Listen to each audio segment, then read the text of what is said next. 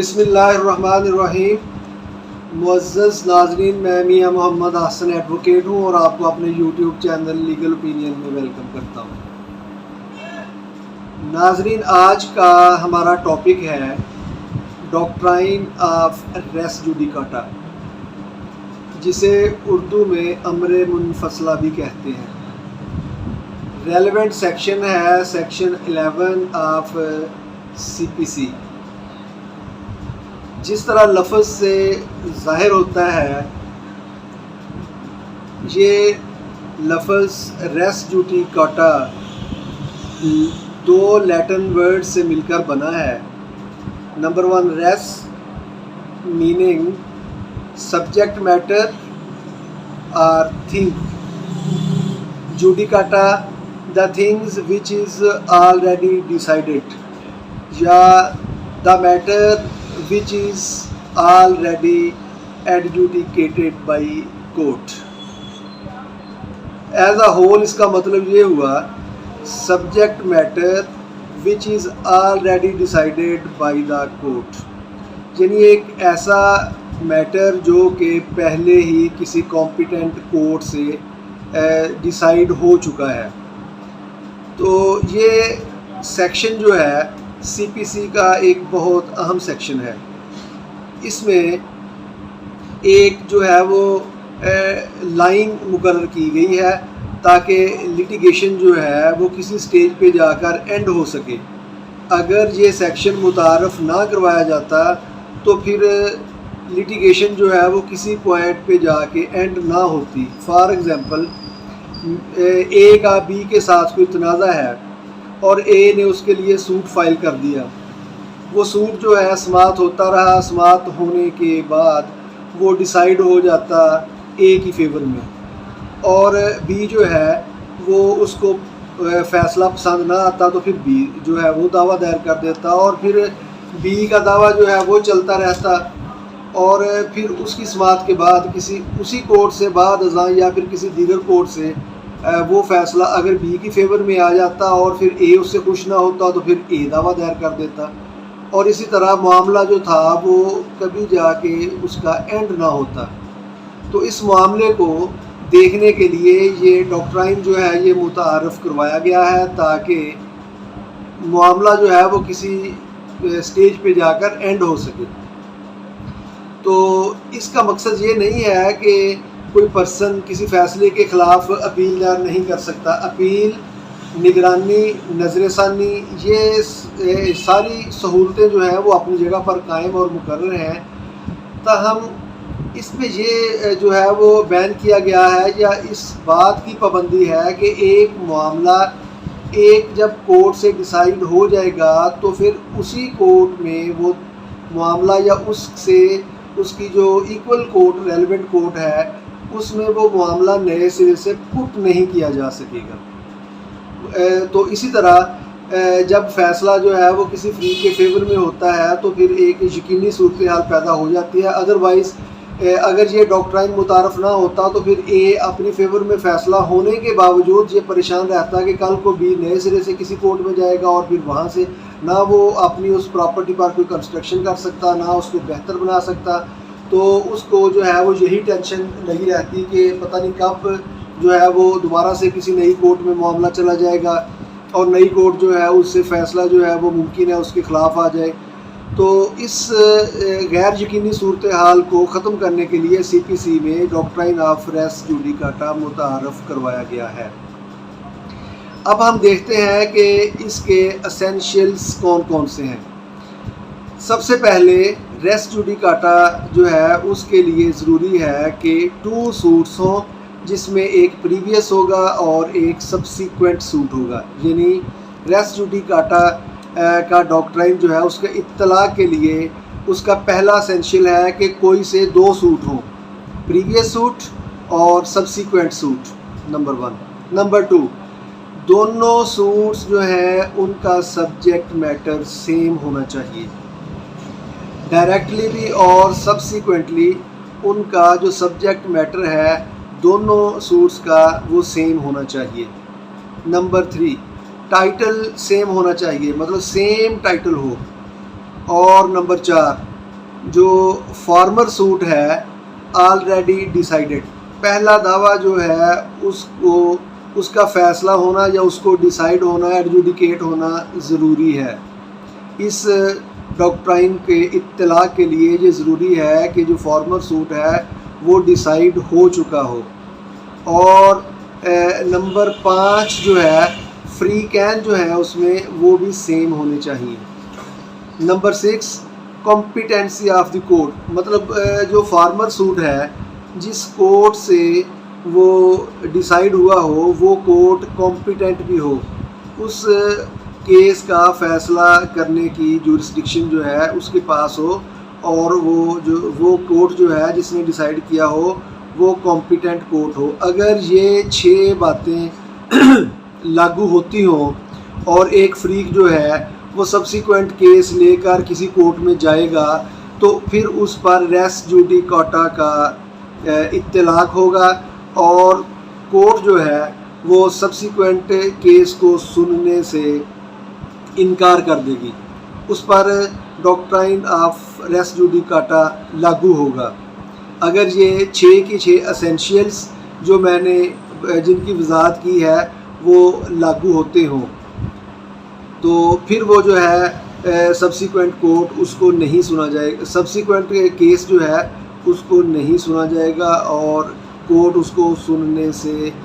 معذرت کر لے گی، اور وہ دعویٰ جو ہے وہ اسی طرح خارج کر دیا جائے گا۔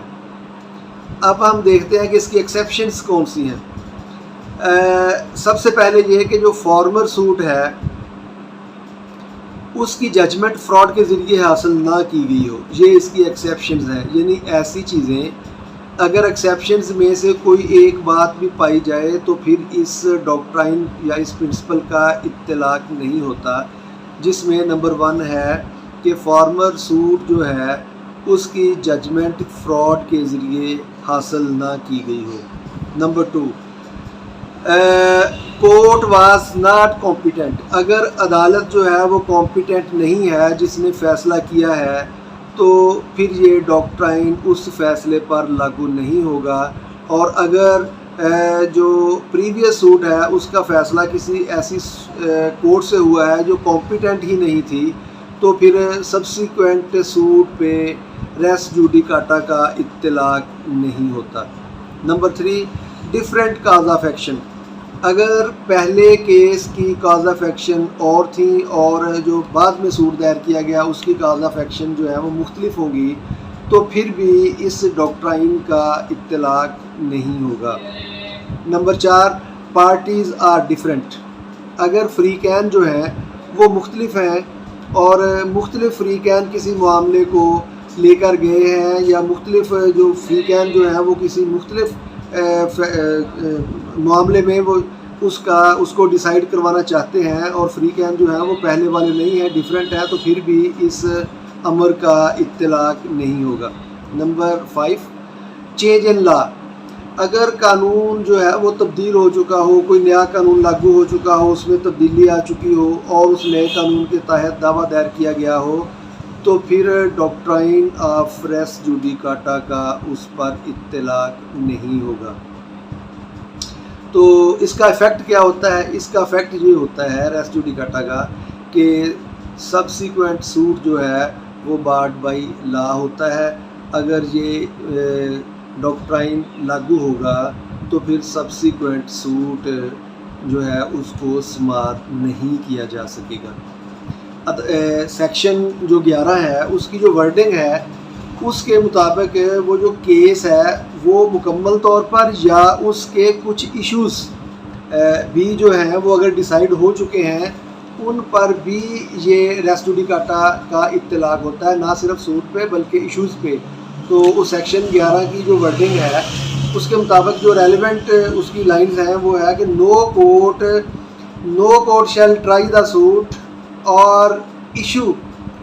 in which the matter directly or subsequently in issue has been directly or substantially in issue in the former between the same parties or between parties under whom they or any of them claim litigating under the same title in the court competent to try such Subsequent suit are the suit in which some issue has been subsequently raised and has been heard and finally decided by such court. یعنی ایک ایسا suit جو کہ کسی competent court نے same فریقین کے مابین سیم ٹائٹل کے تحت جو ہے وہ کمپیٹنٹ کورٹ نے اگر اس کو سماعت کیا ہے اس پورے سوٹ کو یا اس کے کچھ ایشوز کو. تو ایشوز کا مطلب یہ ہے کہ فار ایگزامپل ایک بندے نے ایک دعویٰ دائر کیا جس میں 4 ایشوز فریم ہوئے اور ان چاروں کا جو ہے وہ ڈیسائیڈ کر دیا کورٹ نے. پھر اس نے ایک نیا دعویٰ دائر کیا جس میں جو نئے ایشوز فریم ہوئے اس میں ایک ایشو ایسا بھی تھا جو کہ پہلے 4 ایشوز میں سے تھا. تو وہ جو ایشو جو ان 4 میں سے اگر کوئی ایشو وہاں پہ لیا گیا ہو تو پھر اس پر اس ریس جوڈیکاٹا کا اطلاق ہوگا. وہ ایشو جو ان 4 ایشوز ڈیسائیڈڈ ہیں ان میں سے کوئی ایشو بھی پھر نئے کیس میں ڈسکس یا ہرڈ یا پھر اس کو فائنلائز یا ایڈجوڈیکیٹ نہیں کیا جا سکتا. تو اس کا مطلب یہ ہوا کہ ریس جوڈیکاٹا نہ صرف سوٹ پہ لاگو ہوتا ہے بلکہ ایشوز پہ سیپریٹلی بھی اس کا اطلاق پایا جاتا ہے. تو یہ ہے ڈاکٹرائن آف ریس جوڈیکاٹا. تو اس میں اب اس کی وضاحت کے لیے اس میں کچھ تفصیل دی گئی ہے, کچھ ایکسپلینیشنز دی گئی ہیں. وہ ایکسپلینیشنز جو ہیں ان کی وضاحت کی گئی ہے. وہ ایکسپلینیشنز جو ہے ان کو دیا گیا ہے ایکسپلین کرنے کے لیے کہ فلاں میٹرز جو ہے وہ ان کو کس طرح جو ہے وہ ایکسپلین کیا جا سکتا ہے. تو ہم اب اس کی 6 ایکسپلینیشنز ہیں اس کو بھی میں کوشش کروں گا کہ جو ہے وہ ذرا تھوڑا سا سمیرلی اس کو بھی ڈسکس کر لیا جائے. تو سب سے پہلے جو اس کی ایکسپلینیشن ہے اس میں ایکسپلینیشن نمبر 1 میں یہ ہے کہ فارمر سوٹ کون سا ہوگا اور سبسیکوینٹ سوٹ کون سا ہوگا. ناظرین اس میں اس طرح ہوتا ہے کہ جو سوٹ پہلے ڈیسائیڈ ہوگا وہ فارمر سوٹ کہلائے گا. یہ تو ایک عام بات ہے, لیکن جو اس میں اہم بات ہے وہ یہ ہے کہ فارمر سوٹ کے لیے یہ ضروری نہیں کہ وہ دائر بھی پہلے ہوا ہو. بے شک وہ بعد میں دائر ہوا ہو لیکن اگر اس کا فیصلہ پہلے ہو گیا ہے تو وہ فارمر سوٹ کہلائے گا. اور پہلے دائر ہونے والا کیس کا اگر فیصلہ نہیں ہوا تو وہ سبسیکوینٹ سوٹ کہلائے گا. میں اس کی ایگزامپل ایک مثال دے کر اس کو ڈسکس کر لیتے ہیں. فار ایگزامپل ایک دعویٰ جو ہے وہ 1 جنوری 2022 کو دائر ہوا اور دوسرا دعویٰ 1 جنوری 2023 کو 1 سال کے بعد دائر ہوا. اور کسی وجہ سے وہ بعد میں جو 1 جنوری 2023 کو دائر ہونے والا دعویٰ جو ہے وہ 4-5-6 ماہ بعد جو ہے وہ ڈیسائیڈ ہو گیا, جبکہ جو 1 جنوری 2022 کو دائر ہونے والا دعویٰ جو تھا وہ ابھی تک ڈیسائیڈ نہیں ہوا. تو فارمر سوٹ وہ کہلائے گا جو 1 جنوری 2023 کو فائل ہوا, نہ کہ جو 1 جنوری 2022 کو فائل ہوا. چونکہ دیکھنا یہ ہے کہ ڈیسائیڈ کون سا دعویٰ پہلے ہوا ہے. تو بعد میں دائر ہونے والا سوٹ جو ہے اگر وہ پہلے ڈیسائیڈ ہو جاتا ہے تو وہ فارمر سوٹ کہلائے گا, اور جو پہلے دائر ہوا تھا لیکن ابھی تک اس کا فیصلہ نہیں ہوا وہ سبسیکوینٹ سوٹ کہلائے گا. پہلی وضاحت اس میں یہ ہے. اور جو سیکنڈ ایکسپلینیشن ہے وہ یہ ہے کہ کمپیٹنسی آف دی کورٹ, کہ کورٹ جو ہے وہ کمپیٹنٹ ہونا ضروری ہے. اگر کوئی سوٹ کسی ایسی کورٹ نے جو ہے وہ ڈیسائیڈ کر دیا جو کمپیٹنٹ ہی نہیں تھی تو پھر اس کا اطلاق نہیں ہوگا, جیسے میں نے پہلے وضاحت کیا. اور اس سے قطع نظر کہ اس میں اپیل کا حق تھا فارمر سوٹ میں یا نہیں تھا, یا اگر اپیل کا حق تھا تو پھر اپیل دائر کی گئی یا نہیں کی گئی. اور اس سے بھی قطع نظر کہ اگر اپیل کا حق تھا اور اپیل جو ہے اس کا کیا فیصلہ ہوا. ان ساری چیزوں سے قطع نظر اگر کمپیٹنٹ کورٹ نے فارمر سوٹ کا فیصلہ کیا ہے تو پھر سبسیکوینٹ سوٹ پہ اس ریس جوڈیکاٹا کے ڈاکٹرائن کا اطلاق ہوگا. اور ایکسپلینیشن نمبر 3 ہے جو کہ میٹر اینڈ ایشو. اس میں یہ ہے کہ اگر پلینٹف جو ہے اس نے کوئی جو ہے وہ کوئی میٹر جو ہے اس کو ریز کیا ہو، ایشوز کو ریز کیا ہو، اور جو ڈیفینڈنٹ فریق ہے اس نے ان کو یا تو ایڈمٹ کیا ہو یا پھر ڈینائی کیا ہو، خواہ ایڈمٹ کیا ہو خواہ ڈینائی کیا ہو، اور اگر یہ شرائط پوری ہوئی ہیں، یعنی پلینٹف فریق نے کسی ایشو کو ریز کیا اور جو دوسری پارٹی یا دوسرا فریق ہے ڈیفینڈنٹ فریق اس نے ان کو ایڈمٹ کیا یا پھر ڈینائی کیا، اور اس کے بعد میٹر جو ہے وہ ڈیسائیڈ ہوا، تو پھر یہ ریس جوڈیکاٹا کا اطلاق ہوگا۔ یہ ہے ایکسپلینیشن نمبر 3۔ اور اس کے بعد ایکسپلینیشن نمبر 4 وہ ہے کنسٹرکٹیو ریس جوڈیکاٹا۔ ہم اس کو دیکھتے ہیں کہ کنسٹرکٹیو ریس جوڈیکاٹا کیا ہوتا ہے۔ تو اس میں اس طرح اس کی وضاحت کی جا سکتی ہے کہ پلینٹف جو ہے اس نے کوئی ایشو جو ہے اس نے ایشوز ریز کیے، اور کوئی ایسا ایشو جو ریز کیا جا سکتا تھا اور اس نے نہیں کیا، یا پلینٹف فریق نے ایشوز جو تھے ان کو ریز کیا اور ڈیفینڈنٹ فریق جو تھا وہ ایشوز پر آبجیکشن کر سکتا تھا لیکن اس نے نہیں کیا، تو دونوں صورتوں میں اگر صورت جو ہے وہ ڈیسائیڈ ہو جاتا ہے تو پھر اس پر ریس جوڈیکاٹا کا اطلاق ہوگا اور پھر دوبارہ اس کو فائل نہیں کیا جا سکتا۔ ہم اس کو ایک ایگزامپل کے ساتھ کلیئر کر لیتے ہیں۔ فار ایگزامپل، پلینٹف نے ایک صورت دائر کیا اور اس میں جو ایشوز ریز کیے وہ 5 ایشوز اس میں ریز کیے جا سکتے تھے، جبکہ اس نے 4 ایشوز کو ریز کیا اور 5واں ایشو ریز ہی نہیں کیا، لیکن جب اس کا فیصلہ ہو گیا تو پھر وہ 5ویں ایشو کو لے کے نئے سرے سے دعویٰ دائر نہیں کر سکتا۔ یا پھر اس کو مزید واضح کرنے کے لیے ایک اور ایگزامپل ہم ڈسکس کر لیتے ہیں۔ اے اور بی 2 بھائی ہیں، فار ایگزامپل، ان کے جو والد ہیں وہ فوت ہو گئے۔ ان کے والد کے فوت ہونے کے بعد اے فریق جو ہے اس نے کلیم کیا کہ جو میرا والد تھا وہ پراپرٹی کی بابت اس نے ایک ول کی تھی، وصیت کی تھی، اور اس وصیت میں یہ پراپرٹی اس نے مجھے دے دی تھی، جبکہ دوسرا جو بی فریق ہے اس کا دوسرا بھائی، اس کا یہ کلیم ہے کہ یہ پراپرٹی جو ہے وہ میرے والد نے مجھے گفٹ کر دی تھی، اور معاملہ جب اس کی جو ہے وہ سماعت ہوتی ہے، سماعت ہونے کے بعد بالفرض کورٹ نے یہ فیصلہ کیا کہ چونکہ ول رجسٹرڈ نہیں ہے اس لیے اس کو تسلیم نہیں کیا جا سکتا، اور جو گفٹ ہے دوسرے بھائی کا جو کلیم ہے فیصلہ اس کی فیور میں آ جاتا ہے، بی کی فیور میں۔ اور بعد ازاں میٹر ڈیسائیڈ ہونے کے بعد، سوٹ کو ایڈجوڈیکیٹ ہونے کے بعد اے کو یاد آتا ہے کہ وہ ول جو تھی وہ رجسٹرڈ تو کروائی تھی، اور پھر وہ نئے سرے سے دعویٰ دائر کرتا ہے کہ ول جو ہے وہ رجسٹرڈ ہے اور اس کو لے کے آتا ہے، تب وہ دعویٰ دائر نہیں کر سکے گا، چونکہ جب اس نے پہلے دعویٰ دائر کیا تو اس میں ول جو تھی رجسٹرڈ ول تھی وہ اس نے پیش نہیں کی، تو اب چونکہ کورٹ سے میٹر ڈیسائیڈ ہو چکا اس لیے اس پر ریس جوڈیکاٹا کا اطلاق ہوگا۔ یہ تھی ایکسپلینیشن نمبر 4۔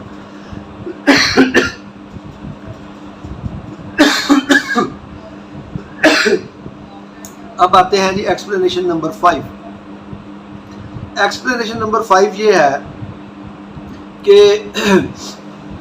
پلینٹف فریق نے جب دعویٰ دائر کیا تو اس نے 2 ایشوز جو تھے وہ ریز کیے، اور کورٹ نے ریلیف دیتے وقت 1 ایشو جو تھا اس کو ڈیسائیڈ کر دیا، اور دوسرا ایشو جو تھا اس کو ڈسکس ہی نہیں کیا، نہ اس پہ ہاں کہا نہ اس پہ نہ کہا، نہ اس کو خارج کیا اور نہ ہی اس کو خارج کیا، نہ اس کو ریفیوز کیا، نہ اس کی فیور میں کوئی فیصلہ دیا، اور فیصلہ ہونے کے بعد پھر